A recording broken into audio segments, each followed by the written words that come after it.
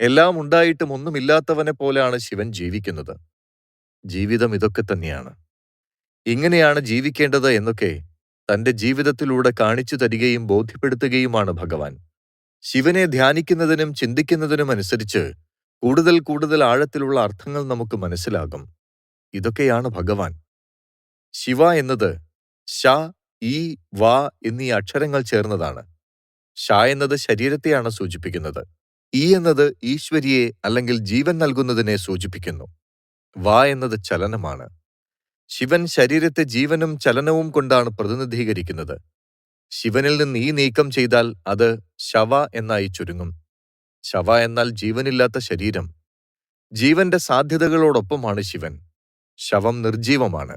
ശിവൻ ജീവനാണ്. ജീവിത സാധ്യതയാണ്. അദ്ദേഹം എല്ലാം ഉൾക്കൊള്ളുന്നു. സാർവത്രിക ആത്മാവ് അല്ലെങ്കിൽ ബോധമെന്ന ആഴത്തിലുള്ള ധാരണയിലേക്ക് ഇത് നമ്മെ എത്തിക്കുന്നു. ഈ ശിവതത്വത്തെ മനസ്സിലാക്കുന്നത് ആനന്ദത്തിലേക്ക് നയിക്കുന്നു. ശിവസങ്കല്പം ഉദാത്തമാണ്. നമ്മുടെ മുനിമാരും മറ്റും ഈ മഹത്വത്തെ തരംതിരിച്ചിട്ടുണ്ട്. അരൂപമെന്നാൽ രൂപമില്ലാത്തത്, രൂപരഹിതമായ രൂപം. സരൂപ എന്നാൽ രൂപത്തോടെ. രൂപമോ ആകൃതിയോ നിറമോ ഇല്ലാത്തതാണ് അരൂപാവസ്ഥ. അരൂപാവസ്ഥയെ വിവരിക്കാൻ സ്ഥലമോ സമയമോ ദ്രവ്യമോ ഇല്ല. പ്രകടനത്തിന് അതീതമായതാണ് ശിവന്റെ അരൂപാവസ്ഥ. 6 കാര്യങ്ങൾ ഈ അവസ്ഥയിൽ ബാധകമല്ല. ആദ്യ 2 കാര്യങ്ങൾ ആദി, അന്ത. ആദി എന്നാൽ തുടക്കം, അന്തമെന്നാൽ ഒടുക്കം അഥവാ അവസാനം. സങ്കോച, വിസ്താര. ഈ 2 സങ്കോചവും വികാസവും. പ്രസരണം, അഭിസാരണം. ഈ 2 പടരുന്നതും ഒത്തുചേരുന്നതും. പ്രകടമായ സൃഷ്ടിക്ക് മാത്രമേ ഈ സവിശേഷതകൾ ബാധകമാകൂ. അരൂപാവസ്ഥ എന്നത് ശിവനെ ചൈതന്യമായി അല്ലെങ്കിൽ ഇപ്പോഴും നിലനിൽക്കുന്നതുമായ ബോധമായി സൂചിപ്പിക്കുന്നുണ്ട്. ഈ അവസ്ഥയാണ് എല്ലാ സൃഷ്ടികളുടെയും ഉറവിടം. എല്ലാ ദൈവങ്ങളും ഈ അവസ്ഥയോട് കടപ്പെട്ടിരിക്കുന്നു. അരൂപമായ അവസ്ഥ എന്നത് രൂപരഹിതമായി പ്രത്യക്ഷപ്പെടുന്ന രൂപമാണ്, അല്ലെങ്കിൽ രൂപത്തിൽ നിന്ന് ഉയർന്നുവരുന്ന രൂപമാണ്. സൂക്ഷ്മം മുതൽ സ്ഥൂലം വരെയുള്ള പരിവർത്തനാവസ്ഥയാണിത്. ശിവൻ പലതരത്തിൽ പ്രത്യക്ഷപ്പെടുന്ന അവസ്ഥയാണ് സരൂപാവസ്ഥ. സ എന്നാൽ കൂടെ അല്ലെങ്കിൽ കൂടെയുള്ളത്. അങ്ങനെ സരൂപ എന്നാൽ രൂപമുള്ള അല്ലെങ്കിൽ പ്രകടമായ അവസ്ഥ. 5 മുഖങ്ങളുള്ള ഭഗവാൻ ശിവൻ പഞ്ചകൃത്യമൂർത്തിയാണെന്ന് ശിവപുരാണം, സ്കന്ദപുരാണം തുടങ്ങിയ ഗ്രന്ഥങ്ങളിൽ പ്രതിപാദിക്കുന്നുണ്ട്. സൃഷ്ടി, സ്ഥിതി, സംഹാരം, തിരോധാനം, അനുഗ്രഹം എന്നിവയാണ് പഞ്ചകൃത്യങ്ങൾ. അതിനാൽ തന്നെ ബ്രഹ്മാവും മഹാവിഷ്ണുവും മഹാരുദ്രനും മഹേശ്വരനും സദാശിവനും പരമേശ്വരന്റെ 5 മുഖങ്ങൾ തന്നെയാണെന്ന് പുരാണങ്ങളിൽ പ്രതിപാദിക്കുന്നു. 5 കൃത്യവും ചെയ്യുന്ന പരബ്രഹ്മമായ പഞ്ചമുഖ മഹാദേവനെ പഞ്ചവക്ത്രൻ എന്ന് വിളിക്കുന്നു. നിർഗുണപരബ്രഹ്മമായ ശിവനെ രൂപമുള്ളവനായും അരൂപിയായും ആരാധിക്കുന്നു. ഓംകാരപ്പൊരുൾ അഥവാ ബ്രഹ്മം ശിവനാകുന്നു. ചരിത്രപരമായും എല്ലാ മതങ്ങളിൽ വെച്ചും ഏറ്റവും ആദ്യം ആരാധിച്ചു തുടങ്ങിയ ദൈവസങ്കല്പം ശിവസങ്കല്പമാണ്. പശുപതിനാഥൻ എന്ന ശിവനാമം വളരെ പ്രചാരമുള്ള ഒരു ശിവനാമമാണ്. 64 കലകളുടെയും ഈശ്വരനാണ് ശിവനെന്ന് വിവിധ ഹൈന്ദവ ഗ്രന്ഥങ്ങളിൽ പറയുന്നുണ്ട്. ശിവന്റെ പ്രതിരൂപമാണ് ശിവലിംഗം. ഹിന്ദുക്കൾ ശിവനെ ആരാധിക്കുന്നതിനായി ശിവലിംഗം ഉപയോഗിക്കുന്നു. മിക്കവാറും എല്ലാ ശിവക്ഷേത്രങ്ങളിലും ശിവലിംഗത്തിനെയാണ് പൂജ ചെയ്യുക. സത്യാന്വേഷികളായ ആർക്കും ശിവലിംഗത്തെ അതിന്റെ പിന്നിലെ തത്വം മനസ്സിലാക്കിയാൽ തള്ളിക്കളയാനാവില്ലത്രേ. ലിംഗം എന്നതിന് വിലയസ്ഥാനമെന്നും അർത്ഥമുണ്ട്. പ്രപഞ്ചം മുഴുവൻ ഏതൊന്നിൽ നിന്ന് ഉത്ഭവിച്ചുവോ, ഏതൊന്നിൽ വിലയിക്കുന്നുവോ അതാണ് ലിംഗം. ഈ പ്രപഞ്ചത്തിന്റെ തുടക്കം അന്വേഷിച്ച ഋഷീശ്വരന്മാർ അവരുടെ തപസ്സിലൂടെ എല്ലാത്തിനും ആദിയും ആധാരവുമായുള്ളത് ബ്രഹ്മമാണെന്ന് കണ്ടെത്തി. അതിനെ വാക്കാൽ വിവരിക്കാനാവില്ല, ചൂണ്ടിക്കാണിക്കാനാവില്ല. സർവ്വതിന്റെയും തുടക്കവും ഒടുക്കവും അതിലാണ്. എല്ലാ ഗുണങ്ങൾക്കും ഇരിപ്പിടമാകയാൽ അത് നിർഗുണമാണ്, നിരാകാരമാണ്. നിർഗുണമായതിനെ എങ്ങനെ വിവരിക്കാൻ കഴിയും? സഗുണമായതു മാത്രമേ മനസ്സിനും ഇന്ദ്രിയങ്ങൾക്കും വിഷയമാവുകയുള്ളൂ. ഈയൊരു വിഷമസന്ധിയിൽ ബ്രഹ്മത്തിനും സൃഷ്ടിക്കുമിടയിലുള്ള ആ തുടക്കഘട്ടത്തെ സൂചിപ്പിക്കാനായി ഋഷീശ്വരന്മാർ കണ്ടെത്തിയ പ്രതീകമാണ് ശിവലിംഗം. ബ്രഹ്മത്തിൽ നിന്നുള്ള പ്രപഞ്ച സൃഷ്ടിയെയാണത് കുറിക്കുന്നത്.